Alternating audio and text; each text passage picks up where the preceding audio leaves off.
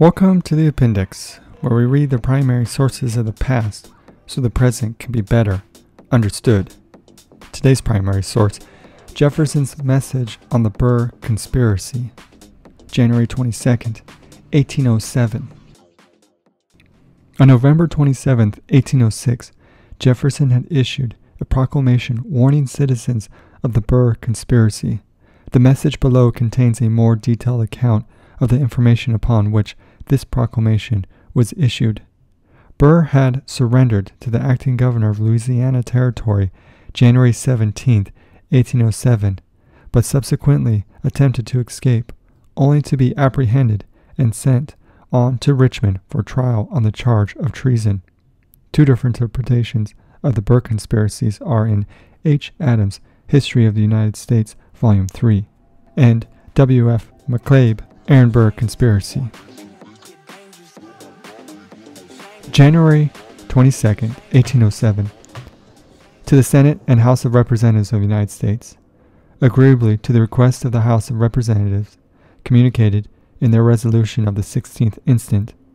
I proceed to state, under the reserve therein expressed, information received touching an illegal combination of private individuals against the peace and safety of the Union,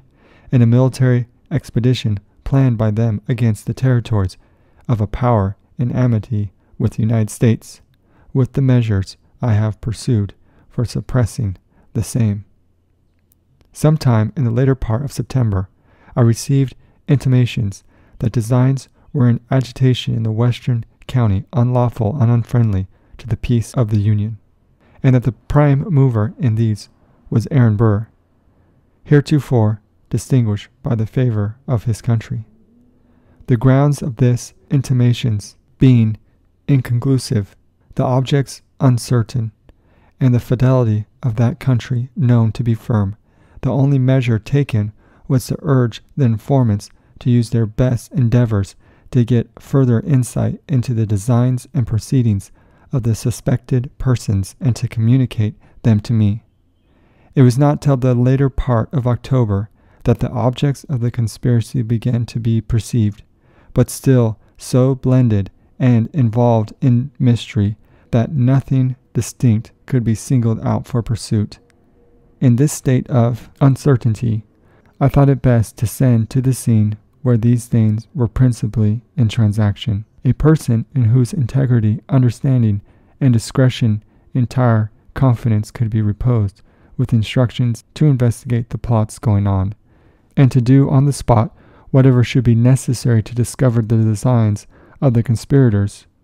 arrest their means, bring their persons to punishment, and to call out the force of the country to suppress any unlawful enterprise in which it should be found they were engaged. By this time it was known that many boats were under preparation, stores of provision collecting, and an unusual number of suspicious characters in motion on the Ohio and its waters. Besides dispatching the confidential agent to that quarter, orders were at the same time sent to the governors of the Orleans and Mississippi territories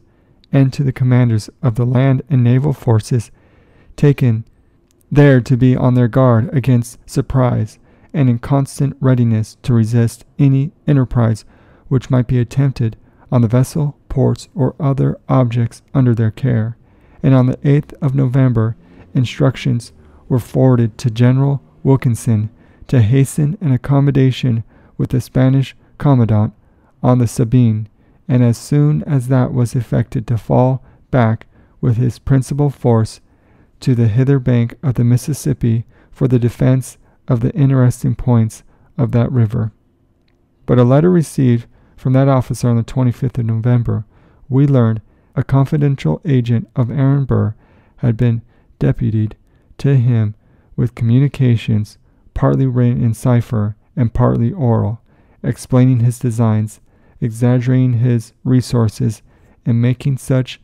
offers of emolument and command to engage him and the army in his unlawful enterprise as he had flattered himself would be successful.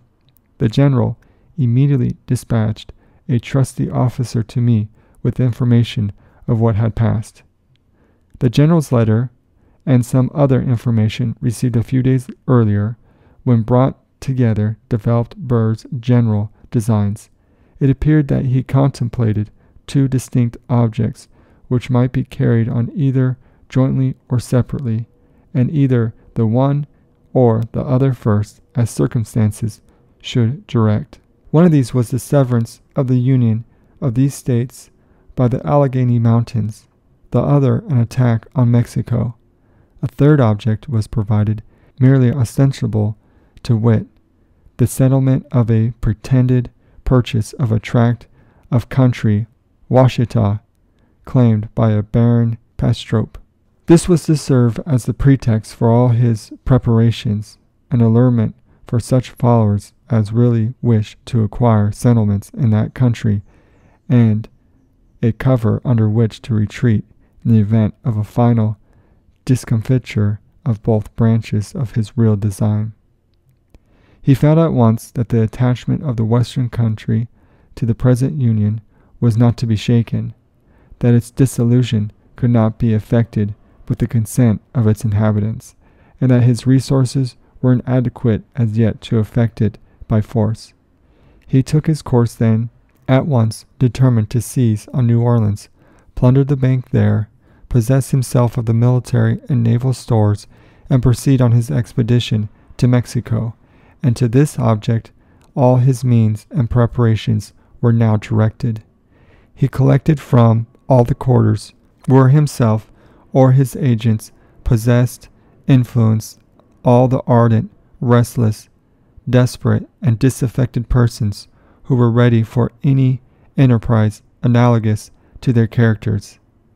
He seduced good and well-meaning citizens, some by assurances that he possessed the confidence of the government and was acting under its secret patronage,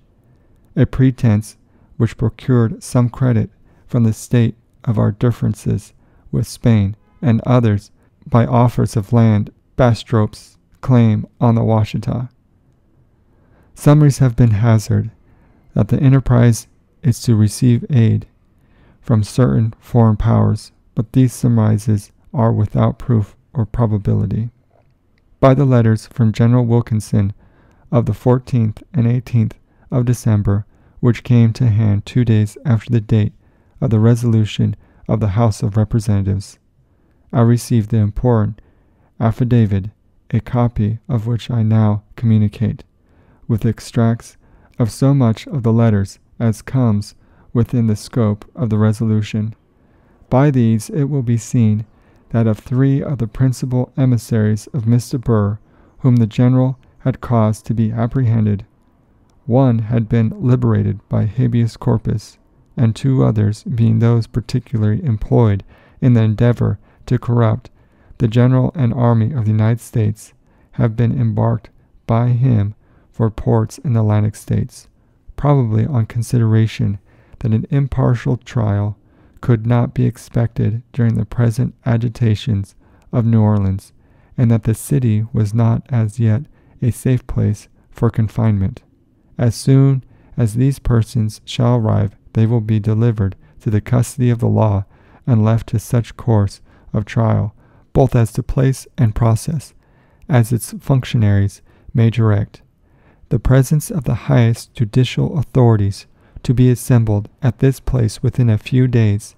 the means of pursuing a sounder course of proceedings here than elsewhere,